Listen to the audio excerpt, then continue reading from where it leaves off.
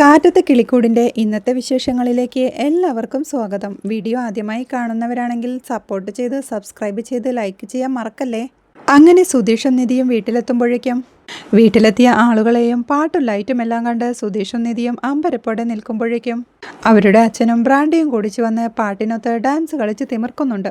സുധീഷ് അച്ഛനെ അവിടെ നിന്നും തൽക്കാലം മാറ്റി നിർത്തി സുധീഷിനോടും നിധിയോടും അകത്തേക്ക് കയറാനായി പറയുമ്പോഴേക്കും വണ്ടിയിൽ നിന്ന് നിധിയുടെ ബാഗ് എടുക്കാനായി സുധീഷ് നികേഷിനെ പറഞ്ഞു വിടുന്നുണ്ട്. അവൻ ബാഗുമായി വരുമ്പോഴേക്കും നിധി അത് വാങ്ങിച്ചുകൊണ്ട് ഉമ്മറത്തേക്ക് കയറാനായി തുടങ്ങുമ്പോഴേക്കും സുധീഷും വലതുകാലെന്ന് പറയുന്ന കേട്ട് നിധി അമ്പരപ്പോടെ അവൻ്റെ മുഖത്തേക്ക് നോക്കുന്നുണ്ട്. അവനും ചമ്മലോടെ അല്ല കയറിക്കോ എന്ന് പറയുമ്പോഴേക്കും അവരെല്ലാം കൂടി അകത്തേക്ക് കയറി പോകുന്നുണ്ടേ. അവർ ഡൈനിങ് ഹാളിലെത്തുമ്പോഴേക്കും ഹരീഷ് ഓടിപ്പോയി ഒരു ചെയറെടുത്തു കൊണ്ടുവന്ന് അവിടെ ഇട്ടുകൊണ്ട് അവളോട് ഇരിക്കാനായി പറയുന്നുണ്ട്. എല്ലാവരും നിർബന്ധിക്കുമ്പോഴേക്കും അവളും അതിലേക്ക് ഇരിക്കുന്നുണ്ടേ. അപ്പോഴേക്കും സുധീഷ് എല്ലാവരെയും പരിചയപ്പെടുത്തുന്നുണ്ട്. സുഭാഷിനെ ചൂണ്ടിക്കൊണ്ട് ഇതാണ് എൻ്റെ മൂത്ത ചേട്ടൻ സുഭാഷ്, ഇത് അനിയൻ ഹരീഷ്, പിന്നെ ഇവൻ ഏറ്റവും താഴെയുള്ളവൻ എന്ന് നികേഷിനെ പിടിച്ചുകൊണ്ട് പറയുമ്പോഴേക്കും ഞാൻ നികേഷ് കുമാർ എന്ന് നികേഷും ചാടിക്കയറി പറയുന്നുണ്ട്. അപ്പോഴേക്കും അവരുടെ അച്ഛനും ചുമയോടെ ആടിക്കൊഴിഞ്ഞ് ഉമ്മറത്തിട്ട കട്ടിലേക്ക് വന്നിരിക്കുന്നുണ്ട്. അദ്ദേഹവും സന്തോഷത്തോടെ ചിരിക്കുമ്പോഴേക്കും ജനലിലൂടെ അത് കാണുന്ന നിധിക്കും വല്ലാതാവുന്നുണ്ട്. അത് കാണേ എല്ലാവരും അങ്കലപ്പോടെ നിൽക്കുമ്പോഴേക്കും സുഭാഷേട്ടാ സീറ്റ്സ് ഒന്നും ഉണ്ടാക്കിയിട്ടില്ലേ എന്ന് നികേഷ് ചോദിക്കുന്നുണ്ട്. അടുക്കളയിലെ ആ ഇഡ്ഡലി പാത്രത്തിനകത്ത് അടച്ചു വെച്ചിട്ടുണ്ട്, നീ പോയി എടുത്തോണ്ട് വാ എന്ന് സുഭാഷ് അവനെ പറഞ്ഞു വിടുന്നുണ്ട്. നിധി സംശയത്തോടെ സുധീഷിനെ നോക്കുമ്പോഴേക്കും അത് സീറ്റ്സ് എന്തോ ആണെന്ന് സുധീഷും പറയുന്നുണ്ട്. അയ്യോ എനിക്ക് വേണ്ടെന്ന് നിധി പറയുമ്പോ സാരമില്ല മധുരമല്ലേ, ആദ്യമായിട്ട് വീട്ടിൽ വരുമ്പോ മധുരം വിളമ്പുന്നത് നല്ലതാ എന്ന് സുധീഷും ചിരിയോടെ പറയുന്നുണ്ട്. അപ്പോഴേക്കും നികേഷും ഒരു പ്ലേറ്റിൽ സ്വീറ്റ്സുമായി വന്ന് അവൾക്ക് കൊടുക്കാൻ തുടങ്ങുമ്പോഴേക്കും വലതു കൈ കൊണ്ട് കൊടുക്കുന്ന സുഭാഷും പറയുന്നുണ്ട്. ദാ കഴിച്ചോ, സൂപ്പറായിരിക്കും, കഴിച്ചോ എന്ന് നികേഷ് പറയുമ്പോഴേക്കും നിധിയും അത് വാങ്ങിച്ചുകൊണ്ട് ഒരു സ്പൂൺ എടുത്ത് കഴിക്കുന്നുണ്ട്. ഇവിടെ ഉണ്ടാക്കിയതാണെന്ന് സുധീഷ് ചോദിക്കുമ്പോഴേക്കും ചേട്ടൻ്റെയാണെന്ന് നികേഷും സന്തോഷത്തോടെ പറയുന്നുണ്ട്. അപ്പോഴേക്കും നിധി സുധീഷിനോടായി അതെ ഒരു മിനിറ്റ് വരുമോ എന്ന് ചോദിക്കുന്നുണ്ട്. എന്താണെന്ന് അവൻ ചോദിക്കുമ്പോൾ എനിക്കൊന്ന് തനിച്ച് സംസാരിക്കണമെന്ന് അവളും. അതിനെന്താ വരാലോ എന്ന് സുധീഷ് പറയുമ്പോഴേക്കും നികേഷ് അവളുടെ കയ്യിൽ നിന്ന് പ്ലേറ്റ് വാങ്ങുന്നുണ്ട്. അവൻ അവളെയും കൊണ്ട് റൂമിലേക്ക് പോകാൻ തുടങ്ങുമ്പോഴേക്കും അയ്യോ ആ റൂം വേണ്ട, ഈ റൂം മതിയെന്ന് എല്ലാവരും കൂടി പറയുന്നുണ്ട്. അത് കേൾക്കെ സുധീഷും നിധിയെയും കൂട്ടിക്കൊണ്ട് ആ റൂമിലോട്ട് പോകുന്നുണ്ട്. സുഭാഷും സന്തോഷത്തോടെ അനിയന്മാരോടായി പറയുന്നുണ്ട് അച്ഛനെ ഓവറാക്കിയതൊഴിച്ചാൽ ബാക്കിയെല്ലാം സൂപ്പറായിരുന്നു അല്ലേ എന്ന്. സൂപ്പറായിരുന്നു എന്ന് നികേഷും സമ്മതിക്കുമ്പോഴേക്കും അങ്ങനെയാണെങ്കിൽ അച്ഛനെ ഒഴിവാക്കേണ്ടി വരുമെന്ന് ഹരീഷും പറയുന്നുണ്ട്. ഡാ ഒന്നും മിണ്ടാതിരിയടാ എന്ന് ഹരീഷിനെ താക്കീത് ചെയ്തുകൊണ്ട് സുഭാഷും ചിരിയോടെ നിൽപ്പുണ്ട്. അങ്ങനെ സുഭാഷ് അവളെയും കൊണ്ട് റൂമിലെത്തുമ്പോഴാണ് അയൽ കിടക്കുന്ന അവൻ്റെ ഇന്നർവെയർ കാണുന്നത്. പെട്ടെന്ന് അവൻ അത് വലിച്ചെടുത്ത് കയ്യിൽ ഒളിപ്പിക്കുമ്പോഴേക്കും എന്താ ഇതൊക്കെ എന്ന് നിധിയും ചോദിക്കുന്നുണ്ട്. അതൊക്കെ മാറ്റാമെന്ന് പറഞ്ഞ് അവൻ അത് മാറ്റുമ്പോഴേക്കും എന്ത് മാറ്റാമെന്ന് നിധിയും ചോദിക്കുന്നുണ്ട്. അല്ല ഇവിടെ ഒരു പാറ്റ എന്നവൻ പെട്ടെന്ന് ഓർത്തെടുത്ത് പറയുന്നുണ്ട്. എന്ത് എന്നവൾ ദേഷ്യത്തോടെ ചോദിക്കുമ്പോൾ അല്ല എന്താ സംസാരിക്കാനുണ്ടെന്ന് പറഞ്ഞേ എന്ന് സുധീഷും ചോദിക്കുന്നുണ്ട്. ഈ വീട്ടിൽ എന്താ നടക്കുന്നേ എന്ന് ദേഷ്യത്തോടെ അവൾ ചോദിക്കുമ്പോൾ ഞാനും ഇയാളുടെ കൂടെ ആയിരുന്നല്ലോ, എനിക്കുമൊന്നും പിടികിട്ടുന്നില്ലെന്ന് സുധീഷും പറയുന്നുണ്ട്. ആട്ടുകാർ മുഴുവൻ കൂടി നിൽക്കുന്നു, എന്തൊക്കെയോ സംസാരിക്കുന്നു, ലൈറ്റ്, പാട്ട്, തോരണം, പടക്കം, ആരതി, എന്തൊക്കെ ഇത് എന്നവൾ ചോദിക്കുമ്പോൾ എടോ ഞാനും ശരിക്കും ഷോക്കായിപ്പോയി. ഒരു കാര്യം ചെയ്യാം, ഞാൻ ഇപ്പൊ തന്നെ എല്ലാം ഓഫ് ചെയ്തോളാം, അതുകൊണ്ട് ഇയാൾ പേടിക്കേണ്ടെന്ന് സുധീഷും വെപ്രാളത്തോടെ പറയുന്നുണ്ട്. അത് ഓഫ് ചെയ്യുന്ന കാര്യമല്ല, നാട്ടുകാരെ മുഴുവൻ മുറ്റത്തുണ്ടായിരുന്നു, നമ്മൾ ശരിക്കും കല്യാണം കഴിഞ്ഞു എന്ന് അവരൊക്കെ വിചാരിച്ചു കാണുമോ എന്നവൾ സംശയത്തോടെ ചോദിക്കുമ്പോഴേക്കും അങ്ങനെ തോന്നുന്നു എന്ന് പരുങ്ങലോടെ സുധീഷും പറയുന്നുണ്ട്. ഇയാളുടെ വീട്ടുകാരല്ലേ ഇതെല്ലാം ചെയ്തു വെച്ചേ, എന്തിനാ ഇയാൾ ഇതൊക്കെ പറഞ്ഞേ എന്ന് നിധി വീണ്ടും ചോദിക്കുമ്പോഴേക്കും അയ്യോ ഞാനൊന്നുമല്ല പറഞ്ഞത്, പറഞ്ഞില്ലേ പോലീസ് സ്റ്റേഷനിൽ നിന്ന് വെരിഫിക്കേഷൻ കോൾ വന്നു, അങ്ങനെ അറിഞ്ഞതാ. പിന്നെ ആദ്യമായിട്ട് ഒരാൾ വീട്ടിൽ വരുന്നു എന്ന് അറിഞ്ഞപ്പോൾ അവരൊന്ന് കളറാക്കിയെന്നേ ഉള്ളൂ, അല്ലാതെ പാവങ്ങളാണെന്നേ എന്ന് സുധീഷും ടെൻഷനോടെ പറയുന്നുണ്ട്. ഞാൻ അവരെ തെറ്റ് പറഞ്ഞതല്ല, പക്ഷേ ഇത് ശരിക്കുമുള്ള കല്യാണമാണെന്ന് അറിയുമ്പോൾ അവർക്കെന്ത് തോന്നും, എന്നെ സഹായിക്കാൻ ഇയാൾ വെറുതെ ചെയ്തതാണ് ഇതെല്ലാം എന്നറിയുമ്പോൾ ശരിക്കും സങ്കടമാവില്ലേ അവർക്ക് എന്ന് നിധി ചോദിക്കുമ്പോൾ അത് ശരിയാ, അവർക്ക് വിഷമമാവുമെന്ന് ടെൻഷനോടെ സുധീഷും പറയുന്നുണ്ട്.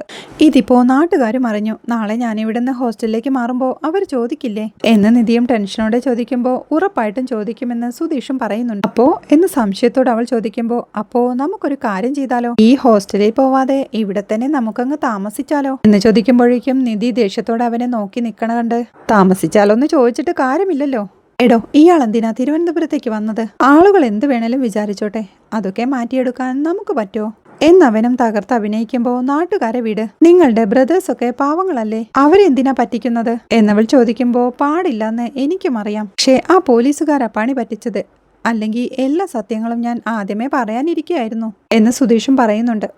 പോലീസുകാർ പറഞ്ഞൊന്ന് വെച്ചിട്ട് സത്യം പറയാതിരിക്കാൻ പറ്റില്ലല്ലോ അവരെ നമ്മളായിട്ട് ചതിച്ചു എന്ന് തോന്നരുത്. അങ്ങനെ അറിഞ്ഞാൽ അത് വലിയ വിഷമമാവും. ഞാൻ തന്നെ അവരോട് സത്യം പറയാമെന്ന് നിധി പറയുമ്പോഴേക്കും സുധീഷും ആകെ പരിഭ്രമത്തോടെ അയ്യോ അത് വേണ്ടെന്ന് പറയുന്നുണ്ട്. അതെന്താന്ന് നിധി ചോദിക്കുമ്പോൾ പറയാം, പക്ഷേ അത് ഇയാൾ പറയണ്ട, ഞാൻ പറയാം. എന്താന്ന് വെച്ചാലേ ഇയാൾ പറഞ്ഞാൽ ഇവിടുള്ളവർക്ക് അത് ഭയങ്കര ഫീലാവും. പിന്നെ ഞാനാവുമ്പോൾ ഒരു തന്ത്രത്തിൽ അങ്ങ് അവതരിപ്പിച്ചോളാം എന്നൊക്കെ തന്ത്രപൂർവ്വം അവളെ സമാധാനിപ്പിച്ചുകൊണ്ട് സുധീഷ് ആ റൂമിൽ നിന്ന് ഇറങ്ങി പോകുന്നുണ്ട്. പിന്നീട് അടുക്കളയിൽ ജോലി ചെയ്തുകൊണ്ടിരിക്കുന്ന സുഭാഷിന്റെയും ഹരീഷിന്റെയും അടുത്തേക്ക് നികേഷ് എത്തിക്കൊണ്ട് നല്ല പിടിപ്പത് പണിയാണല്ലോ എന്ന് ചോദിക്കുന്നുണ്ട്. എടാ ആ കുട്ടിക്ക് വായിക്ക് രുചിയായിട്ട് വല്ലതും കൊടുക്കണ്ടേ എന്ന് സുഭാഷ് പറയുന്നുണ്ട്.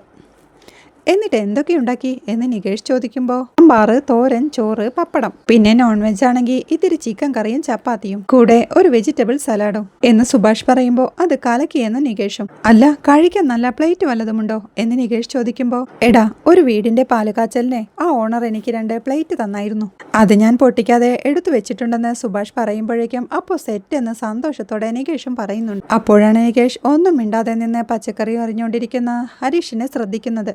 ഹരീഷേട്ടൻ എന്താ ഒരു മൂഡ് ഔട്ട് എന്നവൻ ചോദിക്കുന്നുണ്ടെങ്കിലും ഹരീഷ് ഒന്നും മിണ്ടാതെ പച്ചക്കറി അരിഞ്ഞുകൊണ്ടിരിക്കണ കണ്ട് hello brother, what happen by mood off എന്ന് നികേഷും ചോദിക്കുന്നുണ്ട്. മൂഡ് ഓഫ് ഒന്നും അല്ലടാ, എനിക്ക് വിശ്വസിക്കാൻ പറ്റുന്നില്ല എന്നവൻ ടെൻഷനോടെ പറയുമ്പോൾ എന്ത് എന്ന് നികേഷും. സുധീഷേട്ടന്റെ കല്യാണം കഴിഞ്ഞ കാര്യമെന്ന് ഹരീഷും ടെൻഷനോടെ പറയുന്നുണ്ട്. കണ്ടില്ലേ സുഭാഷേട്ടാ, ലൈറ്റും പാട്ടും പടക്കവും എല്ലാം അറേഞ്ച് ചെയ്തത് ഹരീഷേട്ടൻ, എന്നിട്ട് വിശ്വസിക്കാൻ പറ്റുന്നില്ലെന്ന് എന്ന് നികേഷും പറയുന്നുണ്ട്. സുഭാഷും അതുകൾക്ക് പറയുന്നുണ്ട് എനിക്കും സത്യത്തിൽ അങ്ങനെ തന്നെയാ, ഇപ്പോഴും ഒരു സ്വപ്നം പോലെ തോന്നുവാണെന്ന്. എടാ ഇതൊക്കെ സംഭവിച്ച കാര്യങ്ങൾ തന്നെയല്ലേ എന്ന് സുഭാഷ് നികേഷിനോടായി ചോദിക്കുമ്പോഴേക്കും അല്ല, ഞാൻ കാണുന്ന സ്വപ്നത്തിലെ നിങ്ങളൊക്കെ അഭിനയിക്കുന്നതാണെന്ന് നികേഷും പറയുന്നുണ്ട്. ആര് വിശ്വസിച്ചാലും ഇല്ലെങ്കിലും ഞാൻ വിശ്വസിച്ചു, എനിക്ക് വിശ്വസിക്കാൻ ഇനി വേറൊന്നും വേണ്ട. നാട്ടുകാർ വായും പൊളിച്ച് നിന്നത് നിങ്ങളും കണ്ടതല്ലേ എന്ന് നികേഷ് ചോദിക്കുമ്പോൾ അതൊക്കെ ശരിയാണ്, പക്ഷേ സുധീഷേട്ടന്റെ ഭാര്യയ്ക്ക് നമ്മുടെ വീട് പിടിച്ചില്ലെങ്കിലോ? അന്നപ്പം മുതലേ മുഖം ഒരു മാതിരി ഇരിക്കുക എന്ന് ഹരീഷ് പറയുന്ന കേട്ട് അതൊരു പുതിയ സ്ഥലത്തേക്ക് ആര് വന്നാലും അങ്ങനെ തന്നെയാന്നേ എന്ന് നികേഷും പറയുന്നുണ്ട്. അല്ല, നമ്മൾ ആണുങ്ങൾ മാത്രമുള്ള വീടാണെന്നറിയുമ്പോൾ വന്ന വഴിക്ക് തന്നെ തിരിച്ചു പോവും എന്ന് ഹരീഷ് പറയുമ്പോഴേക്കും എന്ന് വെച്ച് വേഷമാറി നടക്കാൻ പറ്റില്ലല്ലോ എന്ന് നികേഷും പറയുന്നുണ്ട്. എടാ അതൊക്കെ അറിഞ്ഞിട്ട് തന്നെയായിരിക്കും ആ കുട്ടി ഇങ്ങോട്ട് വന്നിരിക്കുന്നത്. സുധീഷ് എല്ലാം വിശദമായിട്ട് പറഞ്ഞിട്ടുണ്ടായിരിക്കുമെന്നേ, അല്ലെങ്കിൽ അവന്റെ കൂടെ ആ കുട്ടി ഇറങ്ങി പോരാനുള്ള ധൈര്യം കാണിക്കുമോ എന്ന് സുഭാഷ് പറയുമ്പോൾ സുധീഷേട്ടനായോണ്ടാ എനിക്ക് ടെൻഷൻ, എന്തൊക്കെയാണാവോ പറഞ്ഞിരിക്കുന്നത് എന്ന് ഹരീഷും സംശയത്തോടെ പറയുന്നുണ്ട്. ഇത്തിരി പോസിറ്റീവായി ചിന്തിക്കു ചേട്ടാ എന്ന് നികേഷ് പറയുമ്പോൾ അതിന്റെ കൂട്ടത്തിൽ അച്ഛനും ആ ഡാൻസിന്റെ വലിയ കാര്യം ഉണ്ടായിരുന്നു എന്ന് ഹരീഷ് ചോദിക്കുമ്പോഴേക്കും അത് ടൂ മച്ച് ആയിപ്പോയി എന്ന് നികേഷും. അതൊക്കെ പോട്ടെ, ഞാൻ സംസാരിച്ചിട്ടുണ്ട്, ഇനി അങ്ങനെയൊന്നും ഉണ്ടാവില്ല. ഇനി മുതൽ നമ്മുടെ വീട് അടിപൊളിയായിരിക്കും, എല്ലാവരും ഹാപ്പി, ഫുൾ ജോളി എന്ന് സുഭാഷ് സന്തോഷത്തോടെ പറയുമ്പോൾ അതെ, വീടിന്റെ പേര് സാ സാ സാ കിളിക്കൂട്, സ്വസ്ഥത, സന്തോഷം, സമാധാനം, കിളിക്കൂട് എന്ന് ചിരിയോടെ നികേഷും പറയുന്നുണ്ട്. അവിടെ മുറ്റത്തിരുന്ന ഭാസ്കരൻ സിഗരറ്റ് വലിച്ചുകൊണ്ടിരിക്കുമ്പോഴാണ് ഒരു കാർ സഡൻ ബ്രേക്ക് ഇട്ട് മുറ്റത്ത് വന്ന് നിർത്തുന്നത്. അരുണും രാജീവിന്റെ ഗുണ്ടകളും അതിന്നിറങ്ങുമ്പോഴേക്കും ഭാസ്കരനും ദേഷ്യത്തോടെ എഴുന്നേറ്റുകൊണ്ട് ആരടാ ചവിട്ടി കയറി പാഞ്ഞു വരാൻ, ഇതെന്താ നാഷണൽ ഹൈവേയോ? ഒരു സെക്കൻഡ് കഴിഞ്ഞിരുന്നെങ്കിൽ നീ എൻ്റെ വീടിനകത്ത് കൊണ്ടുപോയി പാർക്ക് ചെയ്യുമായിരുന്നല്ലോ എന്ന് ഭാസ്കരൻ ചോദിക്കുന്നുണ്ടെങ്കിലും അവർ അയാളെ ഒന്നും മൈൻഡ് ചെയ്യാതെ സുധീഷേ ഇറങ്ങി വാടാ, എടാ സുധീഷേ ഇറങ്ങി വരാനാ പറഞ്ഞത് എന്നൊക്കെ അരുൺ വിളിച്ചു പോകുമ്പോഴേക്കും ആ ശബ്ദം കേട്ട നിധിയും ചേട്ടന്റെ ശബ്ദം തിരിച്ചറിഞ്ഞ് ചേട്ടന്റെ ശബ്ദമാണല്ലോ അത് എന്ന് പറഞ്ഞ് വെപ്രാളത്തോടെ ആ റൂമിൽ നിന്ന് എഴുന്നേറ്റ് പുറത്തേക്ക് പോകുന്നുണ്ട്. വീണ്ടും അവൻ സുധീഷിനെ തന്നെ വിളിച്ചോണ്ട് നിൽക്കുമ്പോഴേക്കും എടാ ഞാനൊരുത്തൻ നിന്റെ മുന്നിൽ നിൽക്കുമ്പോൾ നീ സുധീഷിനെ വിളിച്ചോണ്ടിരിക്കുന്നു, ഇതെന്റെ വീടാന്ന് ഭാസ്കരൻ പറയുന്നുണ്ട്. എന്നിട്ടും അരുൺ വീണ്ടും ദേഷ്യത്തോടെ സുധീഷ് എന്ന് അലറി വിളിക്കുമ്പോഴേക്കും എടാ നീ എന്റെ ചോദ്യത്തിന് ഉത്തരം പറയാന്ന് ഭാസ്കരനും പറയുന്നുണ്ട്. അപ്പോഴേക്കും ബഹളമെല്ലാം കേട്ട് സുഭാഷും ഉമ്മറത്തേക്ക് എത്തുന്നുണ്ട്. എടാ കള്ള ഡ്രൈവറെ ഇറങ്ങി വാടാ എന്നരുൺ വീണ്ടും ഒച്ച വെക്കുമ്പോഴേക്കും എടാ നീ എന്താ പൊട്ടനാണോ, നീ ചോദിക്കുന്നതൊന്നും നീ കേൾക്കുന്നില്ലെന്ന് ചോദിച്ച് ഭാസ്കരൻ അവന്റെ അടുത്തേക്ക് ചെല്ലുമ്പോഴേക്കും മാറി നിക്കടോ അങ്ങോട്ടെന്ന് പറഞ്ഞ് അരുൺ അയാളെ തട്ടി മാറ്റുന്നുണ്ട്. ഇത് കാണെ പരിഭ്രമത്തോടെ അയ്യോ എന്താ ഇത് എന്ന് ചോദിച്ച് സുഭാഷും മുറ്റത്തോട്ട് ഇറങ്ങി വരുന്നുണ്ട്. എടാ മറിഞ്ഞിരിക്കാതെ ഇറങ്ങി വാടാ, സ്റ്റേഷനെ വെച്ച് നിന്നെ എനിക്കൊന്നും ചെയ്യാൻ പറ്റിയില്ല, അതിനും കൂടിയുള്ളത് ഇപ്പൊ നിനക്ക് തരാമെടാ എന്ന് അകത്തേക്ക് നോക്കി വിളിച്ചു പറഞ്ഞോണ്ട് തന്റെ അരികിൽ നിൽക്കുന്ന ഗുണ്ടയോടായി കേറി അടിക്കടാ എന്ന് അരുൺ അലറുമ്പോഴേക്കും അയാൾ ഓടി വന്ന് സുഭാഷിന് നേരെ അടിക്കാൻ ഒരുങ്ങുമ്പോഴേക്കും പുറകീന്ന് ഒരു കൈ ആ തടിക്കഷ്ണത്തെ പിടിച്ചു വെക്കുന്നുണ്ട്. സുധീഷായിരുന്നു അത്. അവൻ ആ തടിക്കഷ്ണം പിടിച്ചു വാങ്ങുമ്പോഴേക്കും വേറൊരുത്തൻ സുധീഷിനെ അടിക്കാനായി ഓടിയെത്തുന്നുണ്ട്. സുഭാഷും അവനെ ആഞ്ഞു ചവിട്ടുമ്പോഴേക്കും കൂടെയുള്ളവരെല്ലാം അടി തുടങ്ങുന്നുണ്ട്. ഭാസ്കരനും അവരുടെ കൂടെ കൂടുമ്പോഴേക്കും നിധിയും അങ്ങോട്ട് ഓടി വന്ന് എന്താ ഇത് സുധീഷിനെ അടിച്ചോണ്ടിരുന്ന അരുണിനോടായി ചേട്ടാ വീട്, ചേട്ടാ പറയുന്നത് കേൾക്ക്, ചേട്ടാ വേണ്ട ചേട്ടാ എന്ന് പറയുമ്പോഴേക്കും അരുണവളെ തട്ടി മാറ്റുന്നുണ്ട്. വീഴാൻ പോയ നിധിയെ നികേഷ് പിടിച്ചു നിർത്തിക്കൊണ്ട് കുഴപ്പമൊന്നുമില്ലല്ലോ എന്ന് ചോദിക്കുന്നുണ്ട്. എന്നവൾ പറയുമ്പോഴേക്കും അരുൺ അങ്ങോട്ടെത്തി ഒരു തടിക്കഷ്ണം കൊണ്ട് നികേഷിനെ അടിച്ചു വീഴ്ത്തുന്നുണ്ട്. നിലത്ത് വീണ് കിടക്കുന്ന നികേഷിനെ അവൻ വീണ്ടും അടിക്കാനായി തുടങ്ങുമ്പോഴേക്കും നികേഷ് എന്ന് വിളിച്ച് സുഭാഷ് അങ്ങോട്ട് വന്ന് അരുണിനെ തല്ലി മാറ്റുന്നുണ്ട്. അടികൊണ്ട് വീണ നികേഷിനെ സുഭാഷ് താങ്ങിയെടുക്കുമ്പോഴേക്കും അരുൺ സുധീഷിനെ അടിക്കാനായി തുടങ്ങുന്നുണ്ട്. നിധി അവരെ രണ്ടുപേരെയും പിടിച്ചു മാറ്റിക്കൊണ്ട് നിർത്ത്, ഏട്ടൻ ഇവിടുന്ന് പോയില്ലെങ്കിൽ ഞാൻ പോലീസിനെ വിളിക്കുമെന്ന് അവൾ പറയുന്നുണ്ട്. വിളിക്കേ, ആരെ എന്ന് വെച്ചാൽ വിളിക്കേ എന്നൊരാണ് അലറുമ്പോഴേക്കും എടാ ആരെങ്കിലും ഇങ്ങോട്ട് വാടാന്ന് സുഭാഷും നികേഷിനെ പിടിച്ചോണ്ട് പറയുന്നുണ്ട്. ഞാൻ തീരുമാനിച്ചിറങ്ങി പോന്നതാ, അയാളെ തല്ലാൻ നിങ്ങൾക്ക് എന്താ അവകാശം? ഇതും എവിടെ നിറങ്ങണം എന്ന് നിധിയും ഒച്ചവെക്കുമ്പോഴേക്കും കുടുംബത്തെക്കാൾ വലുത് നിനക്ക് ഇവനാണല്ലേടി, വിളിക്കടി പോലീസിനെ എന്ന് അരുണും ഒച്ചവെക്കുന്നുണ്ട്. വിവരമില്ലാത്ത നിങ്ങൾ ഓരോന്ന് കാണിക്കുന്നതിനൊപ്പം ഞാനും അങ്ങനെ പെരുമാറണോ? ആദ്യം ഇവിടുന്ന് പോവാൻ നോക്കുന്ന നിധി വിരൽ ചൂണ്ടിക്കൊണ്ട് പറയുമ്പോഴേക്കും ഞാൻ ഇപ്പൊ പൊക്കോളാം, പക്ഷേ ഇതെന്റെ അവസാനത്തെ വരവാണെന്ന് നീ കരുതണ്ട എന്ന് പറഞ്ഞ് സുധീഷിന്റെ നേരെ വിരൽ ചൂണ്ടിക്കൊണ്ട് ഇവന്റെ നേരെ നീ സന്തോഷമായി ജീവിക്കില്ലടി, ഇവന്റെ അവസാനം എന്റെ കൈകൊണ്ടായിരിക്കും, നോക്കിക്കോ എന്ന് വിളിച്ചു പറയുമ്പോഴേക്കും ഭാസ്കരനും അങ്ങോട്ട് ഓടി വന്ന് അവന്റെ കവിളത്ത് ആഞ്ഞടിച്ചോണ്ട് എന്റെ മോനെ കൊല്ലുമെന്നോ, ഓടടാ എന്ന് പറഞ്ഞ് അവനെ ഓടിക്കുന്നുണ്ട്. അവരെല്ലാം ഓടി കാറിൽ കയറുമ്പോഴേക്കും ഒരു തവണ ജയിലിൽ പോയവനാ ഞാൻ, എന്റെ മക്കൾക്ക് വേണ്ടി ഒരു തവണ കൂടി പോവാൻ ഞാൻ തയ്യാറാ എന്ന് വിളിച്ചു പറയുമ്പോഴേക്കും അവരും കാറും എടുത്തു പോകുന്നുണ്ട്. അപ്പോഴേക്കും നികേഷിനെ പിടിച്ചോണ്ട് നിൽക്കുന്ന സുഭാഷും ഹരീഷേ വണ്ടി എടുക്കുന്ന വെപ്രാളത്തോടെ വിളിച്ചു പറയുന്നുണ്ട്. തലയ്ക്കടിയേറ്റ നികേഷും നിലവിളിച്ചോണ്ട് തലയിൽ കൈവച്ചോണ്ട് ഇരിപ്പുണ്ട്. സുധീഷും ഹരീഷും നികേഷിനുമായി പോകുമ്പോഴേക്കും ടെൻഷനോടെ അവർ വരുന്നതും കാത്തു നിൽക്കുന്ന നിധിയെയും സുഭാഷിനെയുമാണ് കാണിക്കുന്നത്.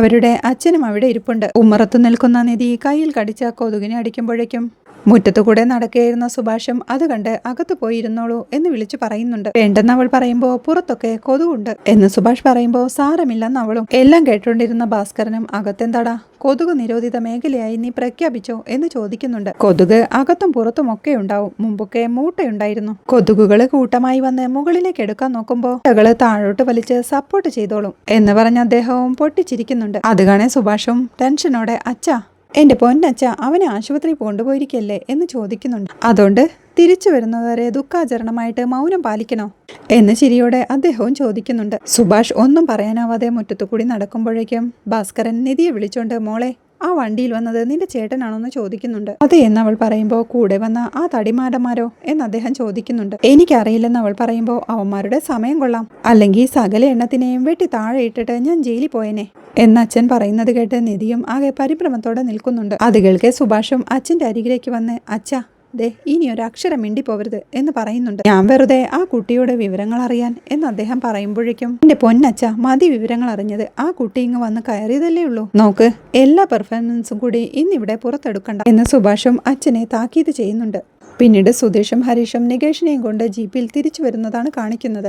എങ്ങനെയുണ്ടിപ്പോ എന്ന് സുധീഷ് നികേഷിനോടായി ചോദിക്കുമ്പോഴേക്കും കുഴപ്പമില്ലേട്ടാ, ആ വേദന പോയി കിട്ടിയെന്ന് നികേഷും പറയുന്നുണ്ട്. അതാ ഇഞ്ചക്ഷന്റെ എഫക്റ്റ് ആണെന്ന് ഹരീഷ് പറയുമ്പോഴേക്കും എടാ ഒന്ന് മാറിയിരുന്നെങ്കിലേ കണ്ണിൽ അടി കിട്ടിയെന്ന് സുധീഷും പറയുന്നുണ്ട്. എങ്കിൽ അവൻ വീട്ടിൽ നിന്ന് പോവില്ലായിരുന്നു എന്ന് ഹരീഷും. അയാൾക്ക് കാര്യമായിട്ട് എന്തെങ്കിലും പറ്റിയിരുന്നെങ്കിലേ നിധിക്ക് വിഷമാവും, അതാ പിന്നെ ഞാൻ ഒന്നും ചെയ്യാതിരുന്നത് എന്ന് സുധീഷ് പറയുമ്പോൾ ആഹാ അപ്പോ ഏട്ടത്തിയമ്മയ്ക്ക് വിഷമമാവെന്ന് കരുതി അയാൾ വീണ്ടും തല്ലാൻ വന്ന നമ്മളെല്ലാം അത് നിന്ന് കൊള്ളണോ എന്ന് നികേഷ് ചോദിക്കുന്നുണ്ട്. അത് കേൾക്കെ സുധീഷും ചിരിയോടെ എടാ ഇനി അയാൾ വരികയൊന്നുമില്ലടാ നോക്കിക്കോ എന്ന് പറയുന്നുണ്ട്. അത് കേൾക്കെ നികേഷും ചോദിക്കുന്നുണ്ട് സുധീഷ് ഏട്ടാ നിങ്ങളുടെ കല്യാണത്തിന്റെ ഡീറ്റെയിൽസ് ഒന്ന് പറഞ്ഞെന്ന്. സുധീഷ് അമ്പരപ്പോടെ നോക്കുമ്പോഴേക്കും അല്ല ആരെങ്കിലും ചോദിക്കുമ്പോൾ ത്രില്ലടിപ്പിച്ച് പറയാലോ എന്ന് നികേഷ് ചിരിയോടെ പറയുമ്പോൾ ആദ്യേ നീ വായടച്ച് റെസ്റ്റ് എടുക്കാൻ നോക്ക് എന്ന് സുധീഷും അവനെ വഴക്കു പറയുന്നുണ്ട്. പിന്നീട് അവർ വീട്ടിലെത്തുമ്പോഴേക്കും സുഭാഷ് ജീപ്പിനടുത്തേക്ക് ഓടിച്ചെന്ന് അവനെ ജീപ്പിൽ നിന്ന് പിടിച്ചിറക്കുന്നുണ്ട്. അവനെ പിടിച്ച് നടത്തിക്കൊണ്ട് വരുമ്പോഴേക്കും എങ്ങനെയുണ്ടെന്ന് സുഭാഷ് ചോദിക്കുന്നുണ്ട്. കുഴപ്പമില്ല ഏട്ടാ, അടിയത്ര സാരമുള്ളതല്ല, ക്രിക്കറ്റിന് മരുന്ന് തന്നിട്ടുണ്ടെന്ന് ഹരീഷും പറയുന്നുണ്ട്. ഓക്കെ